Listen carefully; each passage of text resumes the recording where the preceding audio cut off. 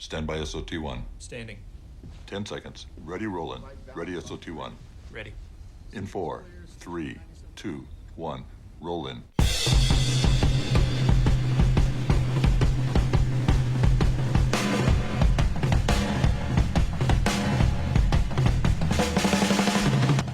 From legendary Uncle Studios in beautiful Southern California, welcome to another edition of Work Comp Matters, the central location for you employees, you employers, and of course, we haven't forgotten about you damn independent contractors. And now, here's this week's edition of Work Comp Matters. It is August 17th. We are a little late, about 13 minutes after 12 noon. Welcome to another edition of Work Comp Matters. We are brought to you by the workcompcentral.com. If you want the number one location for workers' compensation in both California and around the United States, check out the workcompcentral.com. They've got a free 7-day offer. And if you want to pick up their services, I have them. You should too. It's only $1 a day. Work Comp Matters is also brought to you by A1 Law, number one computer management system. 818-357-4120 for your no strings attached money back guarantee. Also only $1 a day. A1 Law. Well, good afternoon, everybody. My name is Steve Appell. I'm joined by the madman across the water, John Scalia, as well as my chief of staff, Mike Zyma, and my very special guest, my younger brother, Jeff Appell. Before I introduce him, I hope all of you had a wonderful weekend. I hope you were as cool and hydrated as much as possible. Looks like it was 130 degrees in Death Valley yesterday. And man, I'm in my office in Van Nuys, and it feels pretty damn close to that, okay? I don't know what to tell you. I mean, Mike, go ahead and complain to the management, the landlord. Please. We have news hot off the press regarding the LAUSD. I'm going to read it really quickly and then get my brother on. Teachers in the Los Angeles Unified School District have overwhelmingly approved a labor agreement outlining distance learning procedures for the fall semester. This agreement is what we need in this time of crisis to strengthen teaching and learning and expand social emotional support and expand the social emotional supports of our students' need. Crisis distance learning is not ideal, but it is a temporary and necessary solution to keep our communities safe. The agreement has been approved by the Board of Education and will remain in effect until the end of the year. When the agreement was approved by the Board of Education, they indicated that the distance learning plans aren't perfect, but they're the best we have so far. The LAUSD School District will begin Thursday, and the LAUSD Superintendent Austin Butner said the work plan for the 2020-2021 school year was created by bringing us together. The goal is to have as much teacher-led interaction with students as possible. For those of you that don't know, and I've said it on the show before, the hero in my life, and this ain't no BS, folks, the hero is my younger brother, Jeff, because without question, he has made more of an influence on children's lives than anybody else I know. 30 years as a teacher, instructor, also 25, 30 years as a PhD psychologist, as well as an MFCC. And I asked him as a favor to do a little research for me on the LAUSD plan. So without further ado, I'm very proud to introduce my brother, Dr. Jeff Appell. Hi, Jeff. Hi, Steve. Hi, everybody. That's a very nice introduction. Thank you. I'll try to live up to that. It's my pleasure. So go ahead and take a few minutes and just tell us what you know about the LAUSD agreement and then your thoughts. Sure. There's not a lot yet in terms of the plan itself because right now it's very, very provisional. And the plan primarily deals with coronavirus testing to create scientific safety and scientific confidence in terms of public. But basically, LA Unified is the second largest district in the country, right behind New York. And New York is also creating a plan, but they're not at the announcement that Austin Butner made yesterday. LA Unified's got 500,000 students and 75,000 staff members, and they are rolling out a plan to create coronavirus testing for everybody. That's going to run about $300 per student for the entire year, which comes out to be about $150 million when you do the entire plan for students and staff. And I think personally, when you look at that as a cost measure plan and a scientific plan, I think it's a good start and the right way to go. I wish that we had had a countrywide plan that looked at it that way many months ago. We might be way ahead of where we are today, because what they're trying to get, Steve, is what we call a baseline measure. And when you do any kind of scientific study, I don't care what it is, but in the field of psychology and in the field of statistics, you have to get a baseline measurement. It would have been nice if we could have gotten a baseline measurement months ago as a country. So LA Unified is going to get this baseline measurement to see where we're at, and then we can start looking at some real numbers and some real guidelines and interventions that I think will help everybody get back to school faster. Jeff, I'm sorry for interrupting. The story that I read says that more than 50%, or I'm interpreting it to mean that more than 50% of the learning will be online. How difficult is it to teach online? I think it's actually going to be a much larger number than 50%. When you look at elementaries and middle schools, it'll be close to 100%. The only face-to-face instruction is going to be essential laboratory learning and a few other things that have to be in person, but that will be minor. How difficult is it to learn online? This presents different challenges than learning in the classroom, obviously. I would say that the majority of kids are starting to really get it now. And it's tedious to look at a screen all day like it is for work. But like anything else, kids are very, very resilient, and they adjust.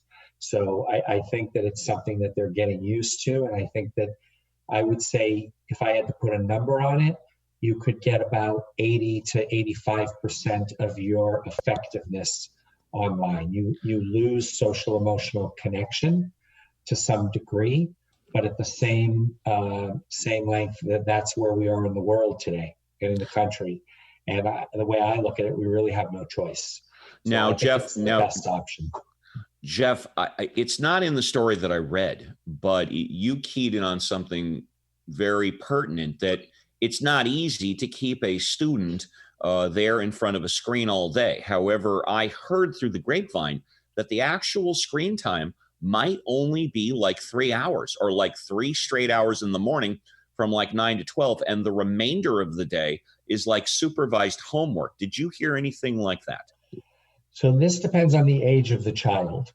High schoolers primarily will be going through their normal schedule and their normal day for most of the semester, and they'll be online many more hours. Middle schoolers will be close to that. Elementary schoolers, and especially kids as young as kindergarten and TK, will be on that kind of schedule that you're talking about, Steve. For example, they'll all go online as a class from 8:30 to 9:30.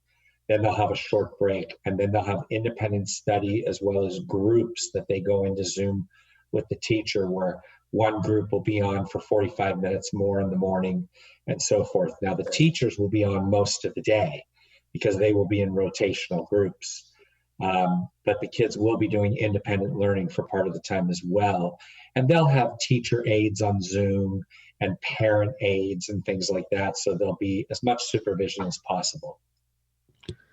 Clearly, this makes the learning process more difficult for the parents, because presumably they have to supervise their children, which means they have to stay home rather than going to work or going shopping or such like that. Is this a benefit in one way because it gets the parents more into the child's learning system, or is it not so beneficial? Well, the goal is actually to have the parent, even though they're supervising at home, not be looking over the child's shoulder, not be with the child, even as young as the age of 4 and 5 years old. The goal is to have those children be able to navigate as much as they can themselves. So yes, the parent will have to be there in the background within vision, but we don't want them micromanaging the child's education. We want it to be as much as possible that the child is learning like they would be at school. So it really depends whether it's a benefit or a drawback, depending on the parent themselves and how well they can follow. There will be frustrations and things like that because some parents will be stuck at home when normally they wouldn't be when a child's at school. So that's something we have to deal with in the mental health field as well. And last but not least, at least as far as schools, what's the current situation with learning actually in classroom? Is that completely eliminated or partially or what? Well, it's almost completely eliminated for first semester with the exception of essential labs such as high school chemistry and things like that. And even most of those, I think, for high school as opposed to college, may not be going back. Again, this is really district implemented. Private schools may have some separate plans as well. I know a specific private school in Canoga Valley that is having certain kids go back in certain grades and not others, depending on situations, and spreading everything out. If you can take a class and make it outside as opposed to inside, I think that creates a little more safety as well. Masks will be essential, but there is no 100% nobody's going back for sure. That's not happening. There will be some independent differences depending on districts and schools.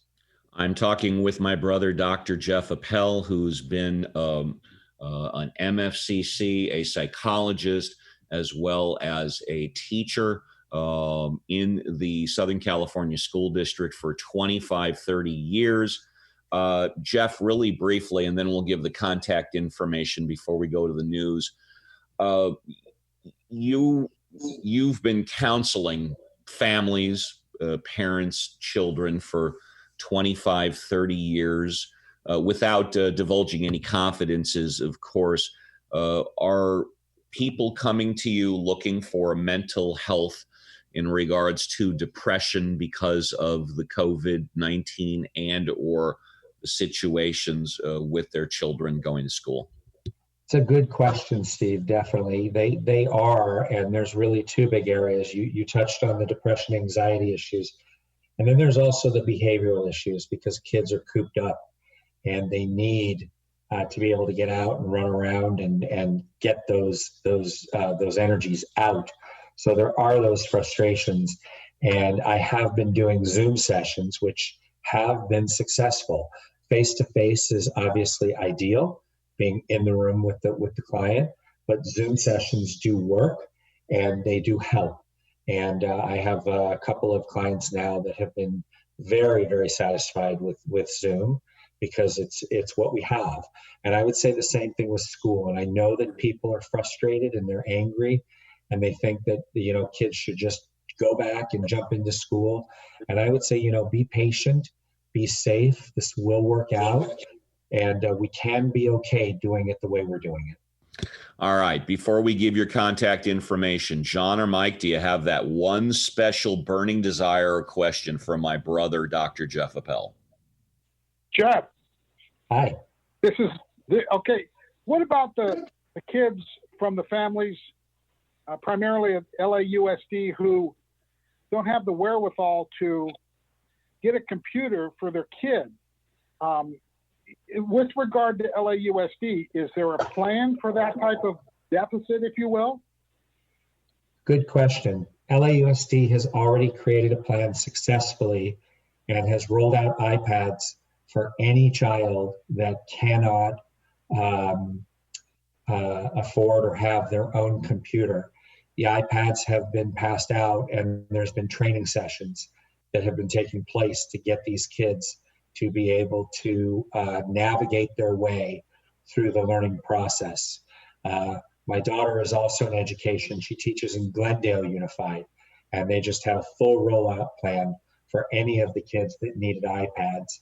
And some are going to school outside and doing social distancing with masks, and they're having like a 1 to 2 day training program. So the answer is yes, the LA Unified has rolled that out.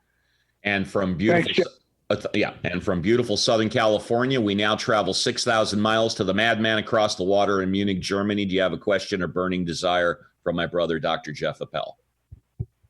No, I'm just wondering what the specifics are of the testing protocol, because given how America has completely screwed up, to use a polite word, the testing protocol, how does LAUSD figure they're going to be successful in testing 500,000 students?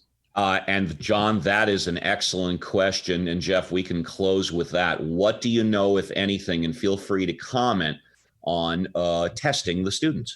Well, first, I would want to reiterate and agree with how much the United States has screwed up the entire protocol and the entire testing procedures that could have been done. All LA Unified has said is that they are going to do it, and they are creating the plan. So I, too, am waiting to see what they do to test 500,000 students and 75,000 staff. But when I heard the announcement, which I did hear this morning, I was thrilled that they at least could acknowledge and say, yes, this is something that we need to do. To me, that's a step in the right direction. And now I hope that they create a plan that can work and be successful. All right. Good question, John. Thank you very much. As I've said on the show before, my hero, my brother, Dr. Jeff Appell, without question, more of an influence on children in our local community than anybody that I know. Jeff, you're currently available for mental health on Zoom, any other way, and you're still obviously in the educational system. Take a moment, and if you want, give the listeners any of your contact information. Yeah, thank you, Steve. The best way to get in touch with me if you're interested in any kind of session would be to email me at JLAPPELL04@gmail.com. And that's the best way to set up a session and get ready to go on Gmail. Again, that's JLAPPELL, APPELL04@gmail.com. All right, Jeff, I know you're busy. Thanks a lot for coming on, and I really appreciate it. Have a good week. Yeah, take care. Thanks for having me. My name is Steve Appell. You're dialed into Work Comp Matters. We are brought to you by the workcompcentral.com.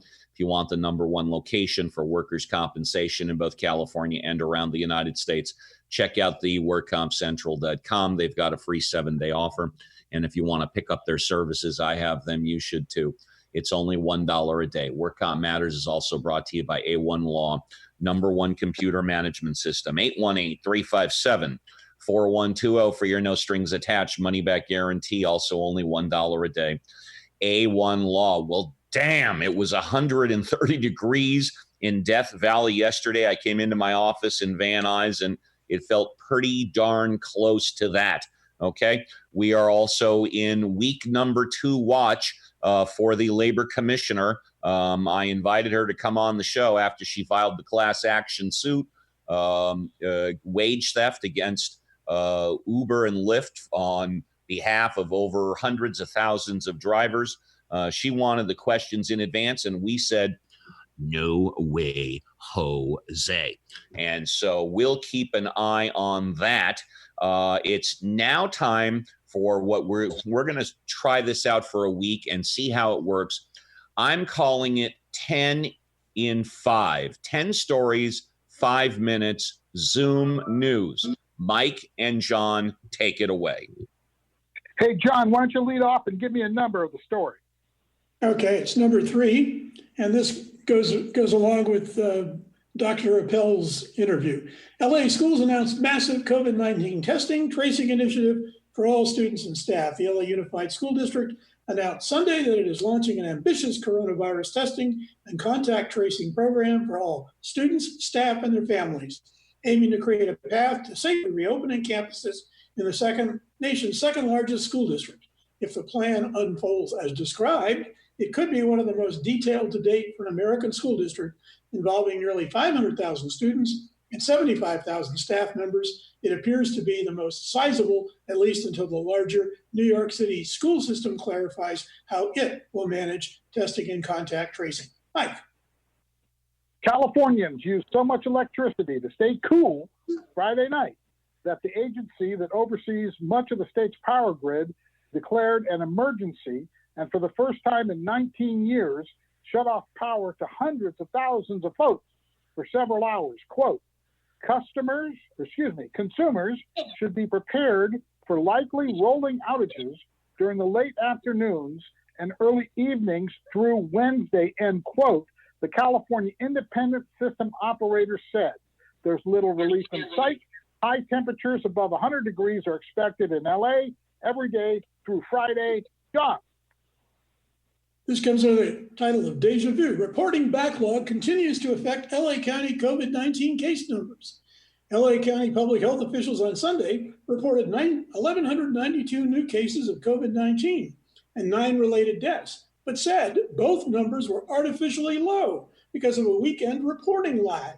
LA County has reported totals of more than 222,000 cases and more than 5,240 deaths. The latest case numbers did not include a pending backlog of lab reports the county has been expecting the state to send via its electronic, reporting system for more than a week. The backlog was generated by a series of data failures. Mike. And of course, a week ago, the person in charge of that for the state of California suddenly resigned, presumably due to electronic issues. And wouldn't you know it, what do they say? Rolls downhill? Who's got the next news story?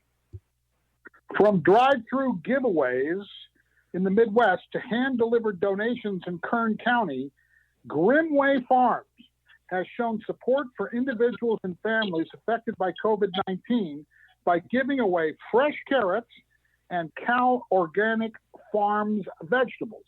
On Friday, the company announced it donated more than 1 million pounds of fresh produce to food banks, hospitals, and nonprofit charities across the country since mid-March.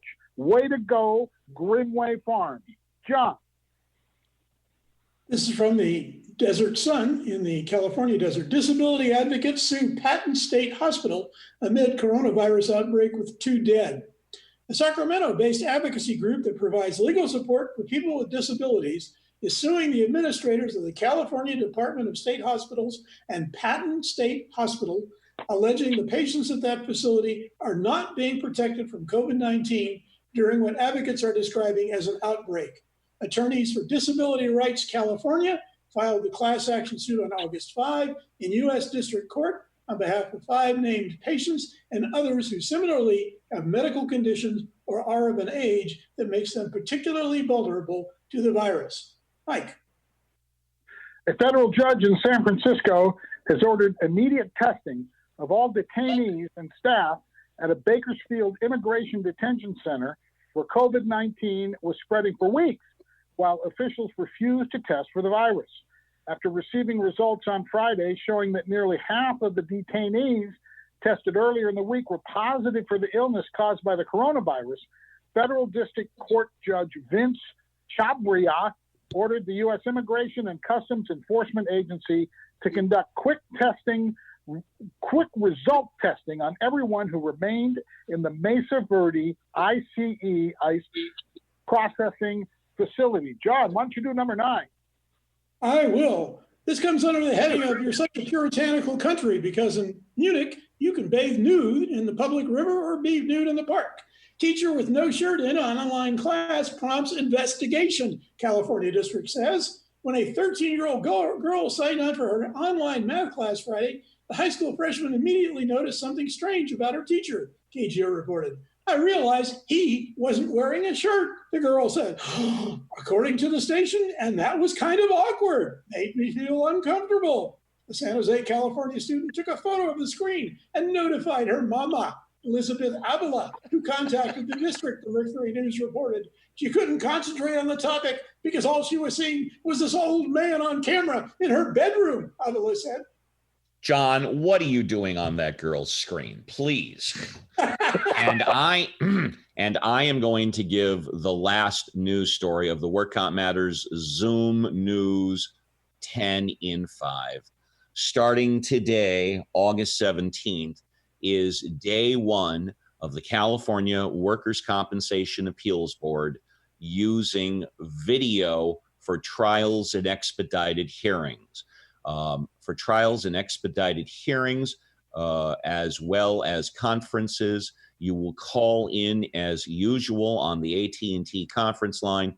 And then if you are set for trial or set for expedited hearing, it will be judge's discretion whether or not to access the video option. And I do have my first trial under this premise starting this week.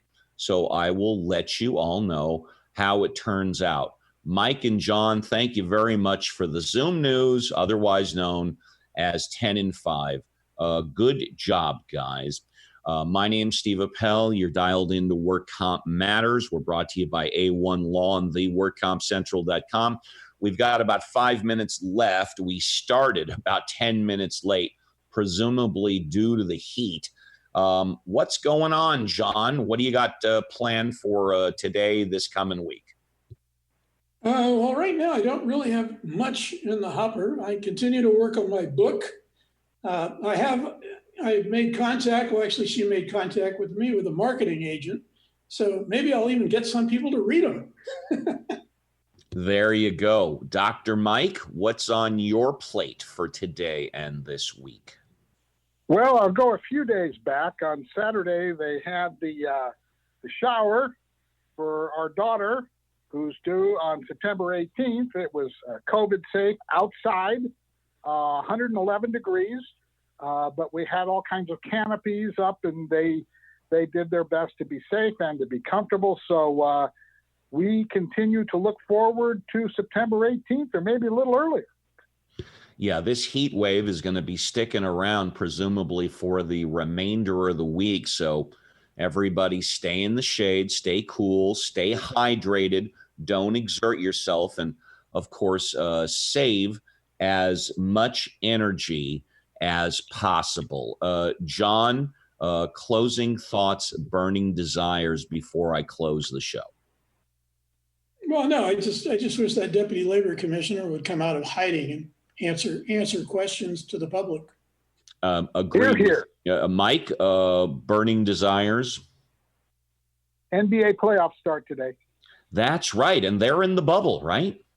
Yes, they are. Yeah, we will see how it works in the bubble. Well, thank you guys very much. Got to give much thanks to my hero, my brother, Dr. Jeff Appell, for coming on and explaining what's going on with the brand new system worked out by the Los Angeles Unified School District.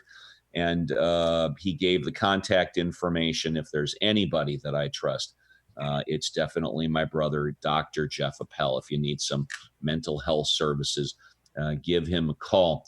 For Scott Walton of Legendary Uncle Studios, Madman Across the Water, John Scalia, my chief of staff, the doctor, but he's not a medical doctor, Mike Zyma, and all the good people back at the workcompcentral.com and A1 Law. My name is Steve Appell, and we'll have another show tomorrow of Work Comp Matters. Take care, everybody. Bye-bye.